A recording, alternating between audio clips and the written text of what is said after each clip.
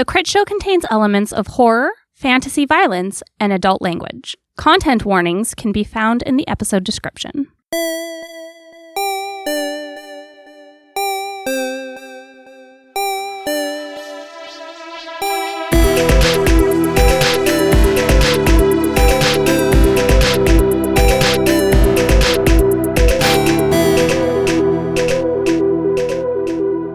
Rev here. Before we get into this week's episode, just a reminder, if you are interested in joining our Patreon and you want to get in on the t-shirt or the swag tier, this is the month to do it. Sign up now and you will be in the next cycle for the swag or the t-shirt or both, depending on which tier you're interested in. And of course, every tier gets you access to the most aggressively welcoming Discord on the internet, and the $5 tier gets you access to dozens and dozens of hours of actual play content. So again, you can find all of that at patreon.com/thecritshow. Enjoy the episode. At your appearance, alarms start to go off. I put my hands up and elbow the other me to also put his hands up. When you elbow him, you catch a glimpse of him. He is entirely white, featureless, with eyes that are just black and a round mouth. Oh! Who is this we with you? He is a changeling. He was me until I assume the wards here undid his shift. Yes, the only ward that we have removed is the one that allows you specifically to teleport up here. I didn't even know you could do that anymore. I was quite surprised when that alarm went off. It is a recent redevelopment. I'm going to need him or both of you to hang out in the brig. You hope you understand I've had monsters on my monster-proof space station twice now, and it has not ended well. All right, so Kim searches inside of the program, and you do find a spot, and this portal opens up below you inside of the arena, and you can see that it must drop down 40 feet. You can see like the tops of trees, and you can see the decay of buildings and stuff like that inside of the arena. Somebody get a hold of Jake. I'll give him a call. All right, I know you've never been to Stonehenge, so I go to them, you come to me? Yeah. And I vanish. So the five of you, Damien and Double Jake, he's twice the me, are in this very windy paintball arena. From multiple directions, you feel this rumbling. As the rumbling approaches, before I ask you all kind of what you want to do, Tass, you notice that you start to feel the arrival of these creatures in a way that is unfamiliar. I beg your pardon? Yeah, so you have got a new move here, and this is from the Pararomantic playbook, and this is the ramification of your death and rebirth in Cowboy World. Oh. So this move is Spirit Touched. Your experiences have made you sensitive to the supernatural. When you sense magical things, roll plus weird.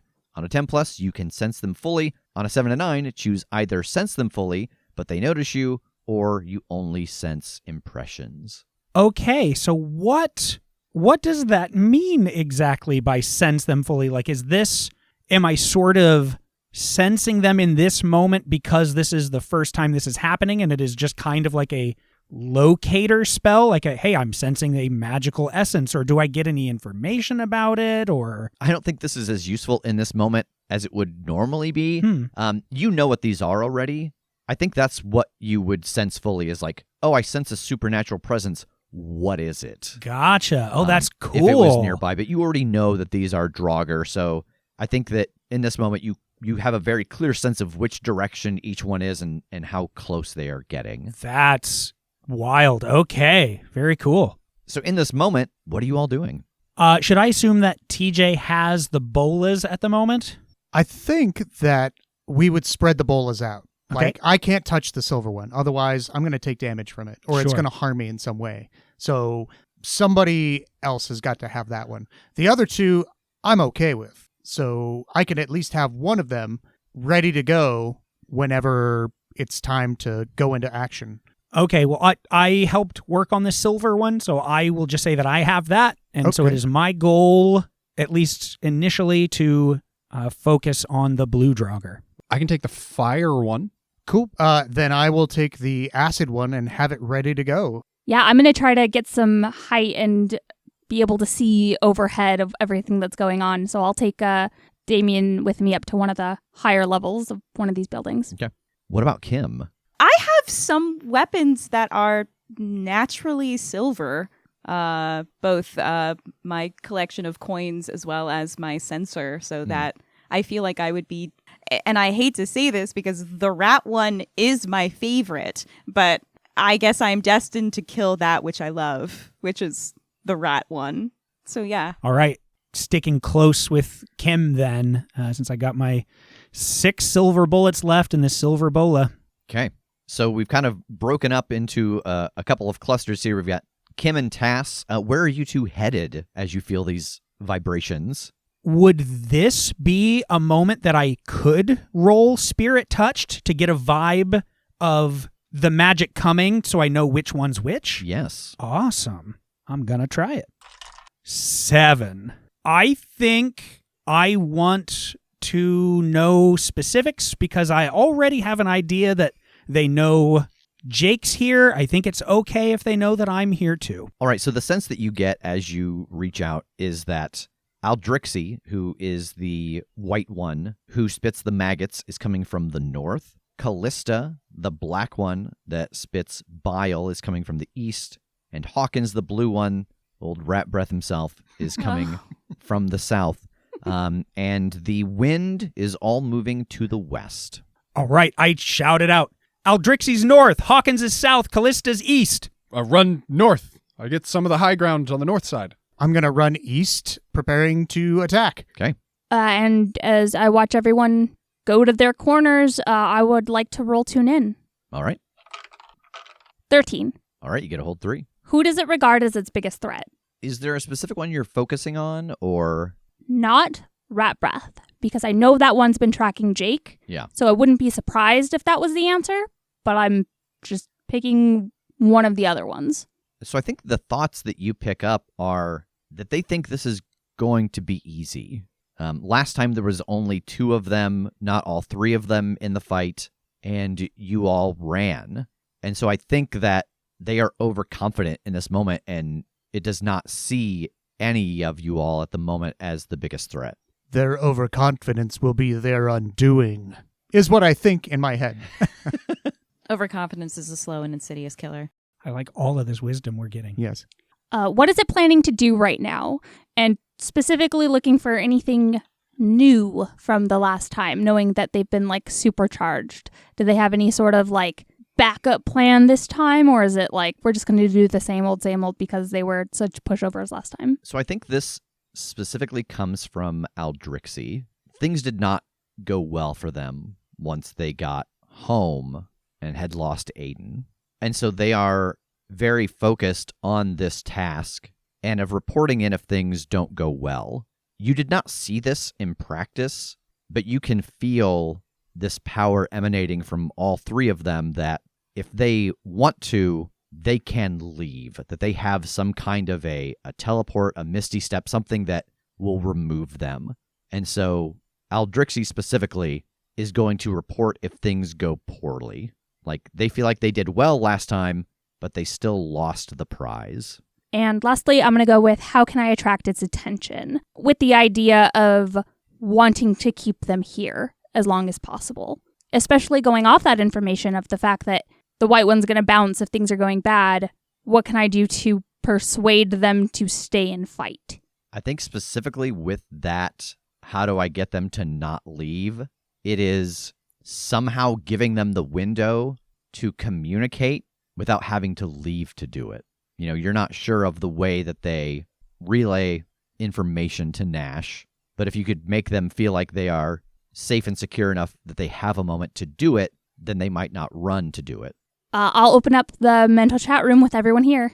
All right, everyone. They're heading in here, and they got in a lot of trouble last time when they lost Aiden, so... Who is this? Sorry, hi, Teach. This is Megan. I'm in your brain. Holy... Oh, this is amazing. What is this, telepathy? Yeah, it's telepathy, and we can all talk to each other like mental comms right now. So, they're all coming here. They got in trouble the last time we fought, and they had a prize that we took. They think that this is going to be easy because they kicked our asses last time. But they're going to teleport if they need to leave and communicate with Nash, specifically the white one, Jake. So if things are going bad and it seems like it's going to head out, maybe back off and give it some space, because I think it might be able to talk to Nash without actually leaving, and then we won't lose our chance at it. All right, so they're overconfident because they won the fight last time, but they lost the chase. So we can use that. We got to hit them hard. We got to hit them fast. Kim, shall we head south? We shall. Let's do this. All right, so as everybody starts to move towards their draugrs, Megan, so are you and Damien moving from here, or are you staying up high where you just kind of have the eagle's eye view of everybody fighting? Yeah, I want to be able to keep an eye on everyone and help out wherever I'm needed. All right, so Kim and Tass, we're going to go with you first because you do notice that Hawkins gets to you much faster than the other two are getting to their opponents. You see that the earth starts to shake and rats start to pour out of the ground as he starts to emerge. As he does, there is this green smoke pouring off of him that starts to filter through the air. What are you both doing? I am immediately, as soon as I see his head popping up out of the ground, I want to take a shot with my revolver with the silver bullets. All right, roll kick some ass. Okay. 7. All right, how much damage do you do? That is 2 harm with silver. As you fire the gun at Hawkins, the rats swarm you. They do 2 points of damage, not armor defeating, but they are all over you, and you drop your gun. Okay, yeah, I think I'm just sort of pinned under this swarm for a moment. Kim! One nestles into your mouth. But like This gently. makes me so It's like, sad. oh. Tass and I, like famous lovers of rats. Yep. Kim, you see Tass go down in a swarm of rats, his gun bouncing in the grass. What are you doing? So I have a question. Yeah. So Hawkins spews rats. Yes. Are the rats part of Hawkins, or is the rats like its own thing? Does it just generate rats, or like is it made of rats? From where does it take the matter necessary to turn into rats? Is he just empty inside and it's just a big rat nest in there? That's where they live? Does he teleport rats from other places? Yeah, Through how does he his acquire the throat. rats? Have there been a rash of missing pet posters for people who've lost their rats? Yeah. Is he giving birth to them and then they're just aging rapidly before they come out of his mouth? Does he whistle and they just follow him around? Kim, why don't you roll investigate a mystery? I think this is a Okay. great question. Are they all on his back like a needler and they soak in and he fires them out? 7. All right, you get a hold 1. What's being concealed here? Like literally the rats concealed inside of Hawkins? Yeah. I think we get a flashback of you all tumbling out of the portal, Jake and Detective Early outside of the lair, and rats starting to come through. I think you recognize some of these rats. Like, you've seen these rats before. I never forget a rat. Yeah. I don't. I imagine that Kim wouldn't. Yeah. So there is a finite number. They must live inside of him, go out, and then come back. Oh, little babies. He gets home, he goes over to the kiddie pool filled with like straw and trash, just pukes them all out, gives them all a pet on the head, my little babies. Sleep tight. Unfortunately, other side. No. I also, due to the nature of being a seer, I can always ask what happened here. I don't know if that will get me anything right now, but You get a vision of him just slurping them all out of the pool with a big boba straw. yeah. He's cracking Pokeballs like eggs into the... I'm just thinking they're all Rattatas. Oh, is that what I've been saying?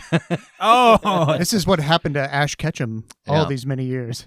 I don't think that it is necessarily useful at this moment, but you do get a very quick, brief glimpse of his death, of being on a boat and them being lost at sea, all of the other people dying, and him resorting to eating rats before he eventually perished. Oh no. Oof. So Tass is like covered in rats. Yes. Sorry, Tass. I want to whip out with my sensor and see if I can just sort of pass it slightly past where Tass's face would be so that I can windshield wipe rats off of his body. I think, unless you've got a different idea, I think this is going to be a protect someone because Tass has got perhaps some danger that he's unaware of when it comes to being buried by rats. I don't know if you know this, Tass, but you're in danger. No, I think that's totally valid. Okay. I'm going to give myself advantage on this. Sure. 11. Yeah, you were able to throw out the sensor. And do you keep any incense inside of your sensor? Oh, yeah. Okay.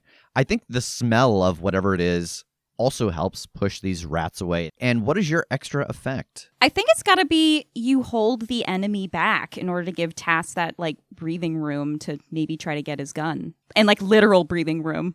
Yeah. So you work your way over to Tass's head, swinging this sensor around, and you create a little bubble around the two of you for the moment. Cool. Jake, you and Double Jake are headed to the north. The ground is rumbling in front of you. You see maggots start to come out of the earth, and then you see these large white hands reach out. Aldrixie is already about 15 feet tall, not at their full size, but larger than they normally travel as.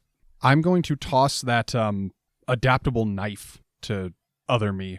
It doesn't hit super hard, but it does bleed damage. Better than nothing. Does it got blood? Oh, fuck, I don't know. We're going to find out. Yes, we are. And he teleports behind it and takes a slash at it. In the cut that he makes, you see a handful of maggots squirm out. And Aldrixie spins and backhands him. And he tumbles backwards onto the ground, sits up, and gives you a thumbs up. I will return the thumbs up, and then I just want to sprint at this thing and try and jump up and clock it in the head. All right, roll kick some ass.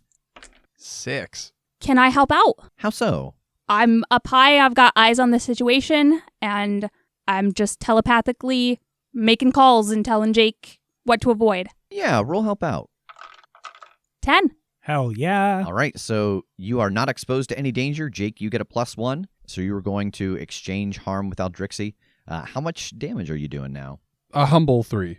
And because of your smite, this damage is armor defeating. Aldrixie has fully grown to their max height, and they scoop you up and slam you into the ground. 4 points of harm. Whoa! This is not armor defeating.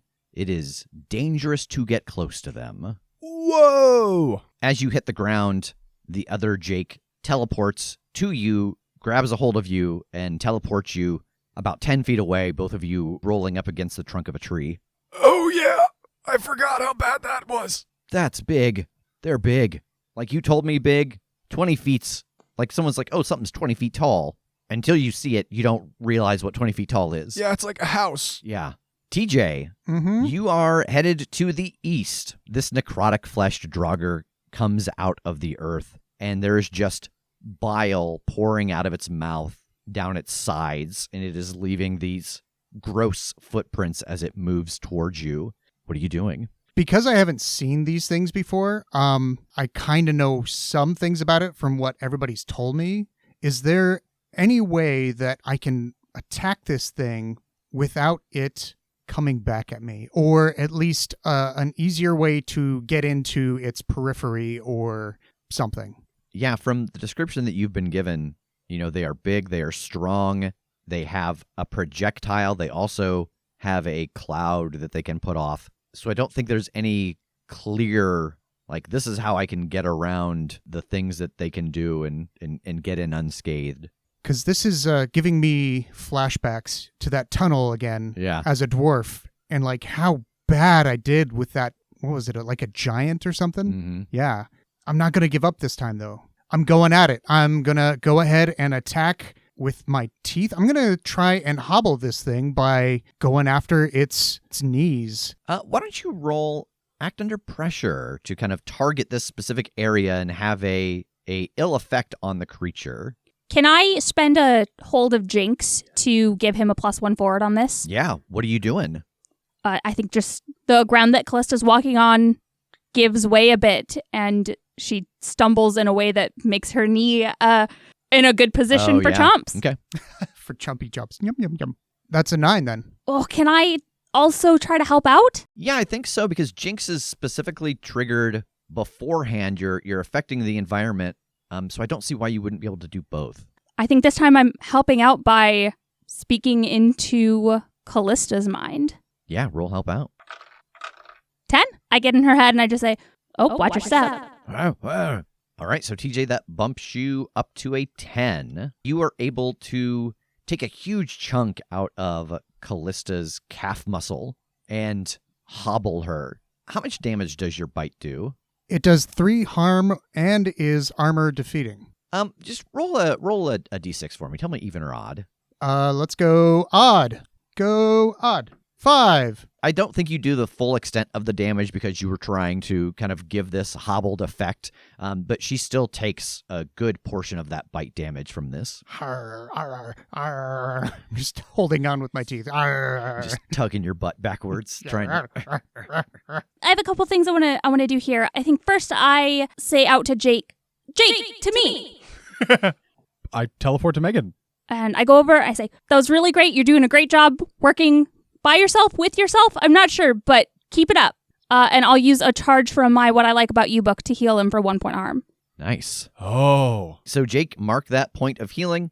And then I look at Damien and I hand him the athame that I have. I know you've been training with Anastasia.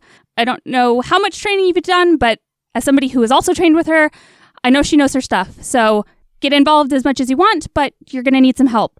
And I reach into my pocket and I say, Cameron, who's a good boy?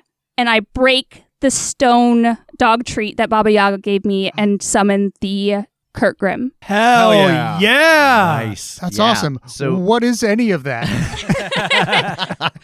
someone get this man a subscription. This is the free one. The free one.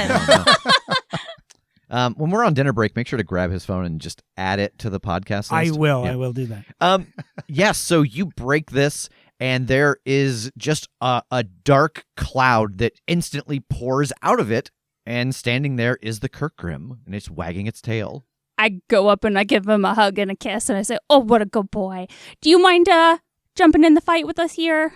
It wags its tail and bares its teeth. All right, Kind of a mixed message. It attacks you viciously. well, if I had to go somehow, Yeah. this would be it.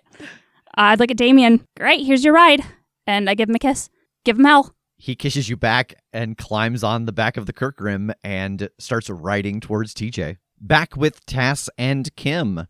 Kim, you have got this little area around the two of you free of rats for the moment, and Hawkins is approaching, and as he does, he is starting to grow larger and larger. What are the two of you doing? I've got to try to dive for that pistol. I think with Kim having cleared the area, you don't have any issue. All right, I'm going to grab it. I want to take a look.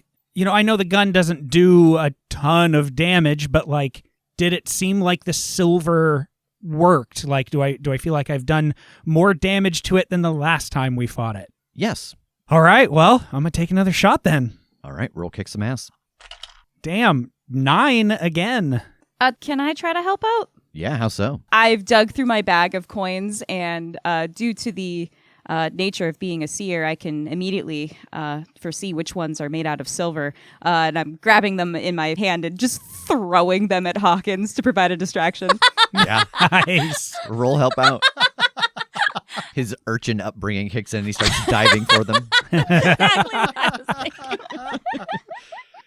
Oh, that's funny. 11. All right, so Tass, that bumps you up to a 10. What is your extra effect? Suppose I should do terrible harm. Tass, you fire off this shot and you see it bore a hole straight through Hawkins. A couple of rats tumble out and he slowly sinks down into the ground and starts to move under the ground towards both of you.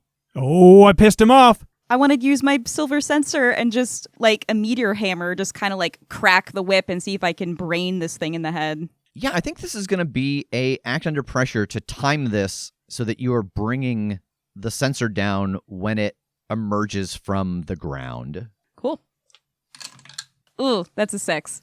Can I help out by like kind of making a lot of noise? Like I'm the one that started to run a little bit, and I see that she's staying and is going to try to take a swing. So I kind of start stomping the ground to draw its attention more towards me. Just like worms. It's like a Oh, worm. yeah. To the In surface. Dune, yeah, Worms. yeah. Yeah. Yeah, roll help out. Okay. You're like testing the ground like Atreides, and you just like pump, pump, pump. And then you come to the right spot, and it's like, boom, boom, boom. Exactly. 10. All right, so Nice. Kim, that bumps you up to a 7. So you are going to be able to bring this down on Hawkins as he comes out of the ground. But in doing so, you're going to open yourself up to an attack from him. It's going to be kind of a glancing blow, or, man, the rats are back. Like, you've taken your focus off of keeping the area clean, so the rats are going to be back. I'll open myself up to a bit of damage. All right, so Hawkins comes out of the ground, and you bring this sensor down, and you see part of his skull cave in a little bit from the weight of the silver sensor. And he puts both of his hands together and brings them down on you. He is not yet at his full size, so this is 3 harm, but it is not armor defeating. Armor, what's that? I don't have that. Jake, you see as Megan gives you this healing magic, the other Jake is trying to fend off Aldrixie with this knife, but it is not going well. You see him knocked back against the tree, and he teleports around it, and the tree gets knocked over. Okay, I want to try and eyeball a line where Aldrixie is like directly between me and the other me, so that I can teleport to a position and then throw the hammer as hard as I can, so that once it hits Aldrixie, it carries on to the other me. All right. I think to see this, to do the teleport, to kind of just encompass it all, I think this is just an act under pressure, because this is about timing and finesse. Okay. 7. What's the most important part to you here? I just want to know, like, what's the thing that you absolutely succeed in, so that I don't give you a mixed success that has that part as the cost? I think hitting it is the part that I absolutely succeed at. Yeah, okay. So yeah, you will absolutely deal the damage, but you're going to put yourself downwind of Aldrixie in your teleport. You are going to not get the hammer to the other Jake. It's going to sail off into the distance. Or you're going to draw the attention of one of the other draugr. I think that just finding this perfect line puts me downwind. All right, so you are able to get into the right spot. You pitch your hammer. You see it tear through Aldrixie, and the other Jake catch it. But as that hole appears in Aldrixie, that stink cloud rolls off of them, and you realize that you have gotten on the east and west lateral there. So I'm going to need you to roll a very old move, Stench of Decay. The smell of rotting flesh and mold wash over you. When you breathe too deep of the air around a draugr, roll plus tough. Okay.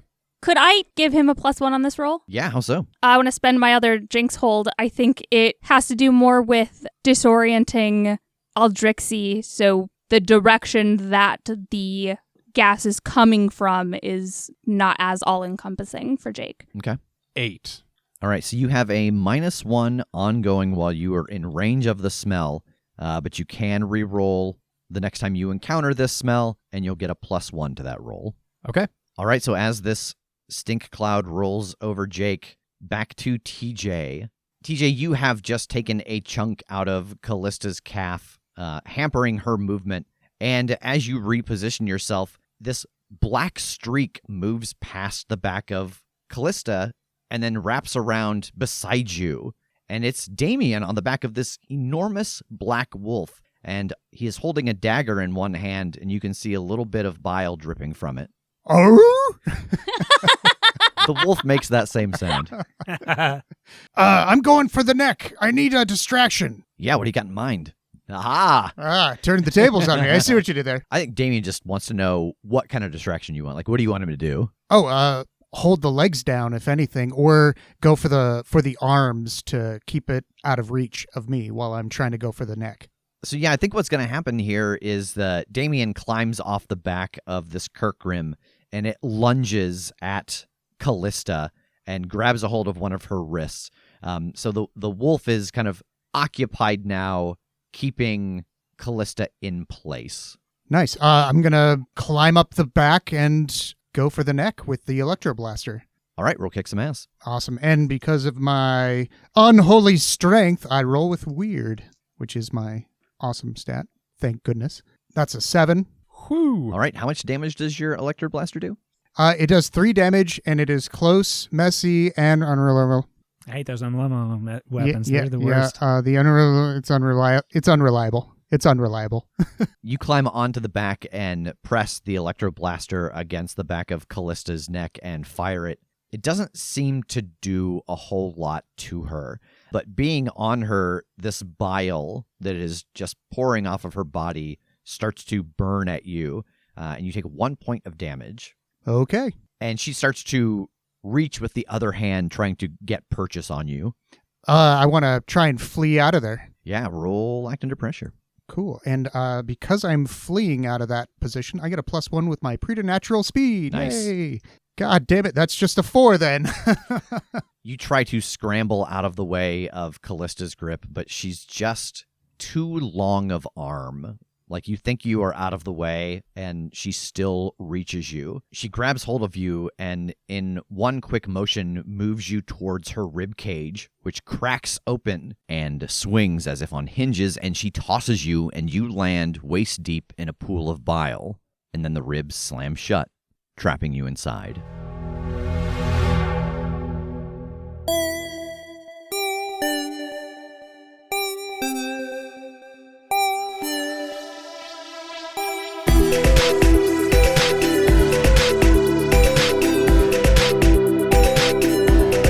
The Critshow is a Critshow Studios production, edited and produced by Brandon Wentz with music by Jake Purley. You can find more information about us at thecritshowpodcast.com. To keep up to date with upcoming live shows, contests, and other special events, follow us at The Crit Show on Facebook, Instagram, and Twitter. For even more weekly content, join us at patreon.com/thecritShow.